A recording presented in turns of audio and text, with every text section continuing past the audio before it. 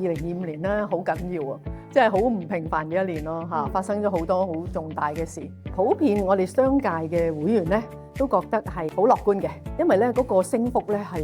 有成幾十個 percent 嘅。舊年2024年咧係18%覺得樂觀，但係今年咧係有接近一半嘅。2025年即係香港喺不同嘅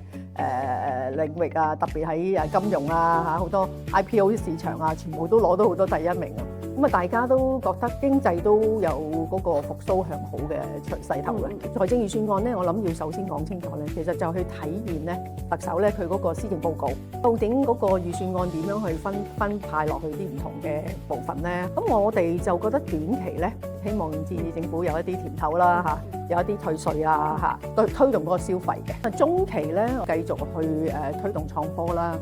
同埋呢啲中小企啊。我諗中小企都面對嗰個轉型咧有好大壓力，咁我諗喺 AI 轉型啊嗰啲方面咧都希望政府加力嘅。長遠咧就梗係北都啦，咁我哋都希望即係政府喺北都嗰度係會加快步伐，政策規劃啊嗰方面咧都要係加快去推動咯。